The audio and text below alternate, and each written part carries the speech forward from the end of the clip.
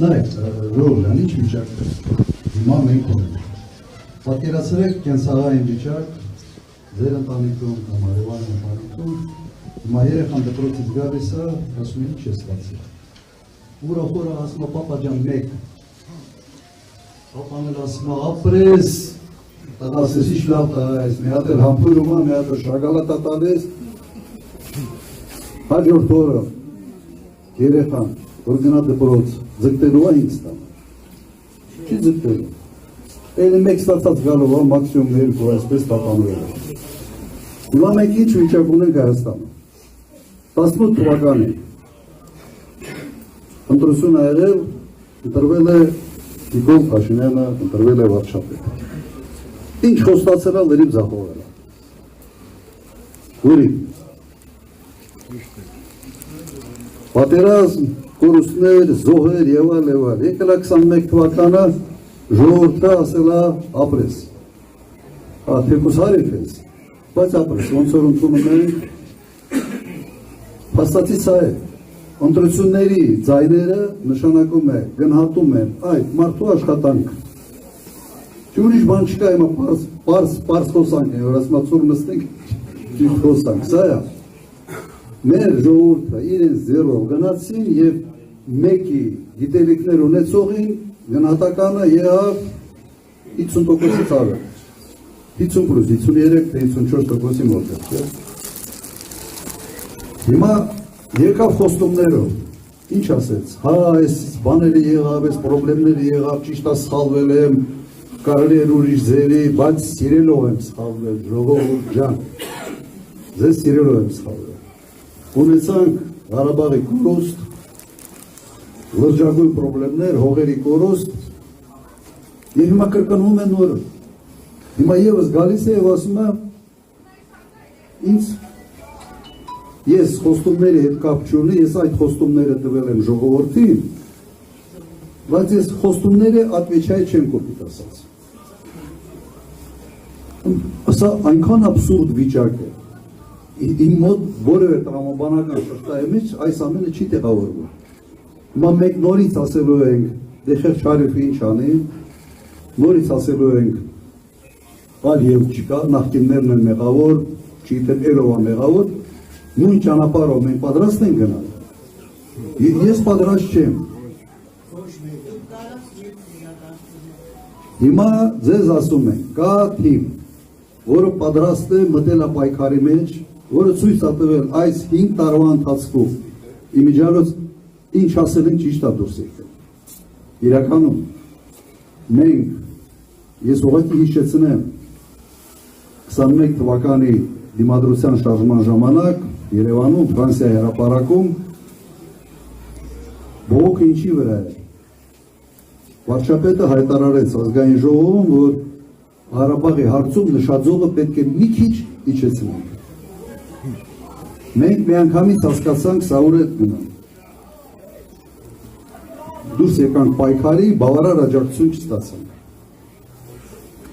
Եվ նույն տարվա ընթացքում 2022 թվականին հոկտեմբերի, արդեն հոկտեմբերի 6-ին գնաց եւ ստորագրեց ճանաչեց Ղարաբաղ Ադրբեջանի մասը։ Եվ այդտեղից ամբողջը սկսվեց։ Եվս մեկ ցիկլ Ղարաբաղի դատարկման։ Հիմա մենք ձեզ ասում ենք, եթե 26 թվականին Նիկոլ Փաշինյանն ընտրվի, մեր ապագան արևմտյան Ադրբեջանը։ Սյունիքի վրա մեծ հարցականը թե կմնա, թե չմնա։ Շատ մեծ հարցական է։ Խաղաղությունը, որը մեզ փորձում են ծախել, խաղաղություն չի։ Սա խաղաղությունը այնքան ժամանակ, քանի որ որևէ երաշխիքներ չկա, ինչքան ժամանակ Ալիևը համարի, որ իրեն հարմար է այս խաղաղությունը, իրեն ձեռ է տալիս այս խաղաղությունը։ Մենք սա մերժում ենք, մենք չենք կարող սրա հետ համաձայնվել։ Հույսով ենք, որ նաև ժողովուրդ այս երրորդ ցիկլով արդեն նաև ջոկել է, թե ինչ է կատարվում, ում հետ գործ ունեն։ Բազմաթիվ անգամ ասել է, եթե Հայաստանի վարչապետը լիներ թուրքական գործակալ, կաներ ճիշտ այն, ինչ արվում է մինչ այսօր։ Մեկը մեկի մեկ ես մտածում եմ լավ կարող էր էլի ինչ-որ վատ բան աներ, որ չի արել։ Ոնց որ ֆանտազիաս չի երևում, չկա, ինչ հնարավոր էր անել, ամեն քանապողին ես մարդը արեց։ Հիմա մենք հաշտ ենք դրա հետ։ Հաշտ չենք, չէ՞։ Հիմա ես դրա վրա մի քիչ շատ լրջացրեցի, փորձեմ մի քիչ հետ բերել, մի հայտնի մի մարդ կար Հայաստանում, հայտամշակման նախարարություն կան այն ժամանակ։ Նա նախարար էր, բան շատ հայտնի Մարտենակի ցեկայի վարժնի վարիչ էր։ Հիմա վարորդը այդ մեքենայով գնում էր, այդ վարորդը մեկ էլ Սևանի տրասայի վրա էր, այդ լավ գիտեմ, որ մարդին լավ էր ճանաչում։ Հիմա հանկարծ սենց բան արեց, ասեց լատոկները շատ էին, ասեց կահնի, դուց վրեն գորրած, այդ մարդը տորմուս տվեց, մեքենան սենց կաղնեցրեց, ասում է հետ քշի մի 50 մետր։ Այդ վարորդը հետ ակշել։ Ասում է երկու փոս կա, թողել ես, մոռացել։ Մի հատ այդ փոսերով էլ քշի։ Հիմա այսօրվա մեր վիճակն է, հիմա փոս չմնաց։ Այս երկիրը ինչքան հնարավոր լատոկներ կար այս քաղաքացիության մեջ, ինչքան հնարավոր լատոկներ կա աշխարհաքաղաքական ինչ-որ այս պրոցեսներում, ամենտեղ սենց մեզ մռութոպսի մեջ։ Հիմա Ռուսաստանը հետ է սկսել։ Հիմա դուք եթե հետևեք, թե ինչ կարգի ելույթներ են ունենում Ռուսաստանում ազդեցիկ պաշտոնյաներ, ոնց են գնահատում իրավիճակը, սա լավ տեղ չի բերել։ Իմ ակնկալիքը, որ բավական լուրջ պրոբլեմներ են ունենալ։ Հետևում եմ այս ամենին, լավ եմ ճանաչում այդ երկիրը։ Կհամբեր են, հետո ռուսերեն ասած մալը не покажется։ Բայց գինը Փաշինյանը չի տալու։ Գինը մեր ժողովուրդն է տալու։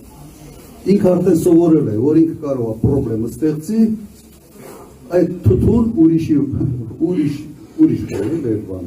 արդյունքների հետ արդեն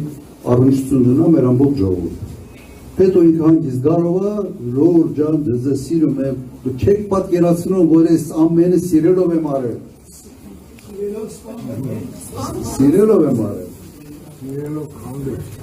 Երեք հանրահավաքի ժամանակ այդ մարդակերների սերի մասին ասացի, մանրանքեր են սիրում, բայց ուրիշ բան են անում։ Հիմա եթե մենք փասիվ ունենք, եթե մենք մտահոգված ենք մեր երկրով, եթե մենք մտահոգված ենք այս փոքրիկների ապագայով, թույլ չպիտի տանք, վերջը ձեռից պիտի բռնենք, ասենք ոչ միայն ձեռից, այդ մռութ բառը չեմ ուզում օգտագործեմ, բայց մեկը օգտագործեցի, չէ՞։ Պիտի ասենք ստոպ, հերիքա։ Եվ դրա համար ինչ պետք է անենք։ Մի հատ ինձ ուշ եկա, հունիսի 7-ին ինչ ենք անել։ 17։ Հունիսի 7, համար 17։ Միասին կարող ենք և ոչ միան դուք։ Հարևան, ընկեր, բարեկամ, բոլորին պետք է համոզեք, որ այսպես շարունակել չի կարելի։ Ոնց որ մենք հերթական փորձությունների համար, հերթական պրոբլեմը ստեղծելու համար էլի գնանք մարդու բանան, ինքը պրեմիա տակ, ասեք ապրես ամոթ հավատ, ես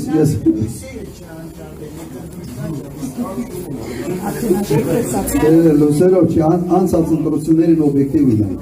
իսկապես մարդի գնացել է ձայն են տվել, գնացել և ձայն են տվել,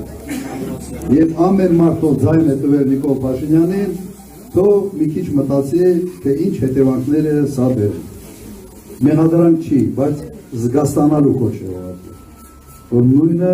ևս մեկ անգամ մենք չանենք։